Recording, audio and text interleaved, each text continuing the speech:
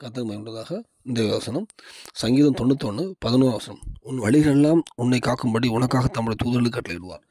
கர்த்தருக்கு மகிமையுண்டாதாக. இந்த வசனத்தை பார்க்கும்போது கர்த்தருடைய பிள்ளைகள் எல்லாத்துக்குமே கர்த்தருடைய பாதுகாப்பு தூதர்கள் சொல்லுது. அவருடைய ரத்தத்தால் மீட்கப்பட்டு ஞானஸ்நானம் பெற்று கர்த்தருடைய பிள்ளைகளுக்கு கர்த்தர் அவர் தூதரை கொண்டு பாதுகாக்கான்னு வேதம் சொல்லுது. அவர் எங்கெல்லாம் இருக்கீங்க, எங்கெல்லாம் போறீங்களோ, நீ படிக்கலாம், வேலை செய்யலாம், எங்கே போனாலுமே உங்களுக்காக தூதர்கள் பாதுகாக்கிறார்.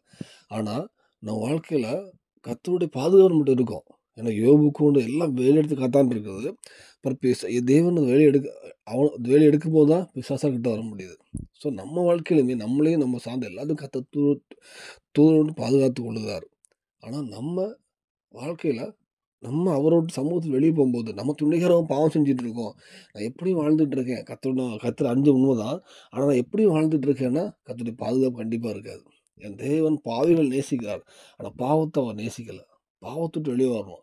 நம்ம வாழ்க்கையில் ஏதாவது மீறுதல் இருக்குமானால் அதை பாவம் மன்னிப்பு கேட்டு, ஏன்னா வேதத்தில் பார்த்தீங்கன்னா தாவீதோட வாழ்க்கையில் எங்களை அநேக கேட்டு வரும்.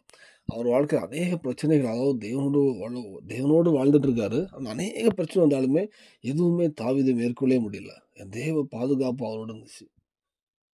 அப்போ ஆவிக்குரியது பார்த்தீங்கன்னா தூதர்கள் கிட்ட இருந்திருக்கலாம், வேதத்தின்படி தூதர்கள் கிட்ட இருந்திருக்கலாம். நம்ம வாழ்க்கையில் நம்ம இன்னைக்கு ஒரு விஷயம் நம்ம அர்ப்பணிப்போம். வாழ்க்கையில் ஏதாவது பாவங்கள் தேவனுக்கு பிரியல அசுத்த கிரியைகள் இருக்குமானால் மன்னிப்பு கேட்போம். நமக்கும் நம்ம வீடு நமக்கு சொன்னான எல்லாவற்றையும் கர்த்தருக்கு காசு கொடுப்போம். அவர் பாதுகாத்து கொள்வார். எந்த உலக ரீதியாக எந்த ஆபத்து மோசங்களை காத்துக் கொள்வார். எல்லா வியாதிகளுக்கு எல்லாவற்றையும் காத்துக் கொள்வார். உங்களை சாட்சியாக வைப்பார். இந்த வேலையை அர்ப்பணிப்போம். இந்த பூமியிலும் சாட்சி வாழ்க்கை தருவார். பரலோகத்தில் ஆயத்தப்படுத்துவார். தேவனுக்கு விஷயம் வராக. ஆமென்.